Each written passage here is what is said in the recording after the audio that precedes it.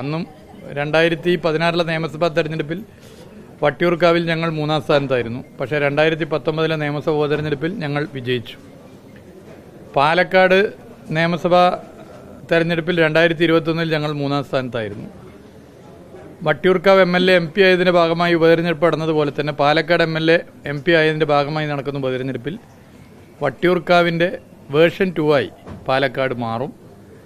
ജനങ്ങൾ പൊതുവെ അനുകൂല നിലയാണുള്ളത്. അവിടെ പലരുമായി ഫോണിൽ സംസാരിച്ചപ്പോഴൊക്കെ തന്നെ വളരെ പോസിറ്റീവായിട്ടാണ് കാണാൻ വേണ്ടി പറ്റുന്നത്. നമുക്ക് ഈ പത്രപരസ്യമൊക്കെ ഏറ്റവും കൂടുതൽ വലിയ വിവാദമായിട്ടൊക്കെ വന്നു. രണ്ട് പക്ഷത്തു നിന്നും ഇത്തരത്തിലുള്ള ആരോപണങ്ങൾ, അല്ലെങ്കിൽ 3 പക്ഷത്തു നിന്നും ഉണ്ടായിരുന്നു. നമ്മൾ വീറെ കൂടിയ ഒരു തെരഞ്ഞെടുപ്പെന്ന് പറയുമ്പോഴും ആശാസ്യമായിരുന്ന കാര്യങ്ങളെന്നുള്ളത് ഈ ഘട്ടത്തിൽ പറയാൻ അല്ല. ജനങ്ങളെ സംബന്ധിച്ചിടത്തോളം ജനങ്ങൾ ഈ വിവാദങ്ങളുടെ പിറകെ പോകുന്നവരല്ല. വിവാദങ്ങളൊന്നുമല്ല ജനങ്ങളുടെ വോട്ടിങ്ങിനെ സ്വാധീനിക്കുക. ജനങ്ങൾ കൃത്യമായി കാര്യങ്ങൾ പരിശോധിച്ച് മുന്നോട്ട് പോകും. പിന്നെ തെരഞ്ഞെടുപ്പ് തുടങ്ങിയപ്പോൾ തന്നെ ഒരു വലിയ ശതമാനം ജനങ്ങൾ ആർക്ക് വോട്ട് ചെയ്യണമെന്ന് നിശ്ചയിച്ചിട്ടുണ്ട്. ഓരോ ദിവസം കഴിയുന്തോറും വോട്ട് ആർക്ക് ചെയ്യണമെന്ന് നിശ്ചയിക്കുന്നവരുടെ എണ്ണം വർദ്ധിക്കും. തെരഞ്ഞെടുപ്പിന് 1-2 ദിവസം മുമ്പൊക്കെ ആർക്ക് വോട്ട് ചെയ്യണം തീരുമാനിക്കുന്നവർ വളരെ കുറവായിരിക്കും. നേരത്തെ ഒരു ധാരണയുണ്ടാവും. പിന്നെ വിവാദങ്ങൾ, അതിൻ്റെ മുകളിൽ ചർച്ചകളൊക്കെ ഒരു ഭാഗത്ത് നടക്കും. ഉറച്ച വോട്ടുകൾ പോൾ ചെയ്യിക്കുക, ആ പോളിംഗ് മെഷീനറി ചലിപ്പിക്കുക എന്ന ഈ സംഘടനാ പ്രക്രിയ കൃത്യമായി നടപ്പിലാക്കുക എന്നുള്ളതാണ് പ്രധാനം. അത് നല്ല നിലയിൽ അവിടെ നടപ്പിലാക്കിയിട്ടുണ്ട് എന്നാണ് ഇതുവരെ കിട്ടിയ റിപ്പോർട്ട്. അപ്പോൾ ആ നിലയിൽ നല്ല മുന്നേറ്റം LDF-നുണ്ടാകും. ചേലക്കര ഞങ്ങൾ ജയിക്കും. വയനാട് നല്ല നിലയുണ്ടാവും. പാലക്കാടും ഞാൻ നേരത്തെ പറഞ്ഞതുപോലെ വട്ടിയൂർക്കാവിൻ്റെ വേർഷൻ 2 ആയി പാലക്കാട് തെരഞ്ഞെടുപ്പ് മാറും.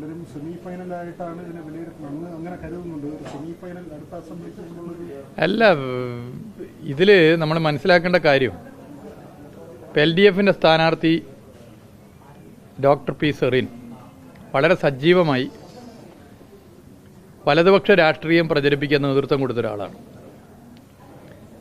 വളരെ സജീവമായി എന്ന് പറഞ്ഞാൽ അദ്ദേഹം രാപ്പകലില്ലാതെ സോഷ്യൽ മീഡിയയിൽ അതിൻ്റെ നേതൃത്വമാണ്.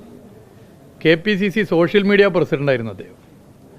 അതായത് കോൺഗ്രസ് രാഷ്ട്രീയം സോഷ്യൽ മീഡിയയിൽ പ്രചരിപ്പിക്കുന്നതിൻ്റെ നമ്പർ 1 ലീഡർ അദ്ദേഹമായിരുന്നു.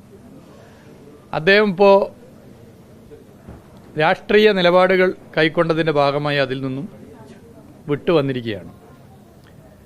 ഇനിയുള്ള കാലം അദ്ദേഹത്തിൻ്റെ ഇടപെടലുകൾ തീർച്ചയായും ഇടതുപക്ഷ രാഷ്ട്രീയത്തിന് കരുത്തു പകരുന്നതിന് ഏറെ സഹായകരമാകുന്ന കാര്യത്തിൽ ഒരു സംശയമില്ല.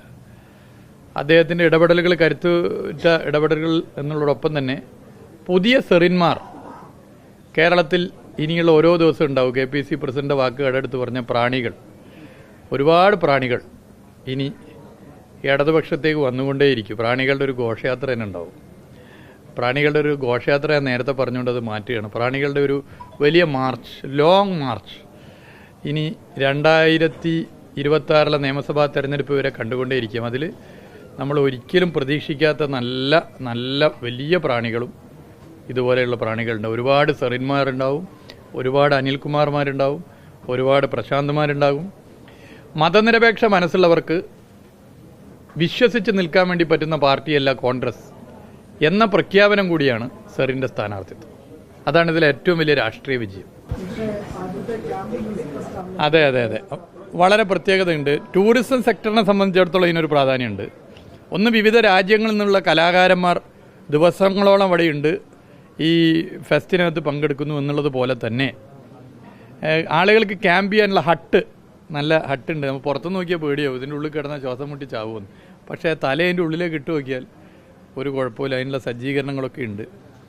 അപ്പോൾ ഇത്തരം ക്യാമ്പ് ഹട്ടുകളെ പ്രോത്സാഹിപ്പിക്കുക എന്നുള്ളത് ഞങ്ങൾ നേരത്തെ ആലോചിച്ചാണ്. ക്യാമ്പ് ഹട്ടുകൾ നല്ല നിലയിൽ നമുക്ക് കൊണ്ടുവരാൻ പറ്റിയാൽ സഞ്ചാരികളെ നമുക്ക് താമസിപ്പിക്കാനൊക്കെയുള്ള സൗകര്യം കൂടും. അപ്പോൾ ആ നിലയിൽ ഈ പരിപാടിക്ക് ഒരു പ്രാധാന്യമുണ്ട്. അത് കേരളത്തിൻ്റെ ഭാവി ടൂറിസം മേഖലയ്ക്ക് കൂടി ഒരു കരുത്ത് പകരുന്നതായിരിക്കും പരിപാടി.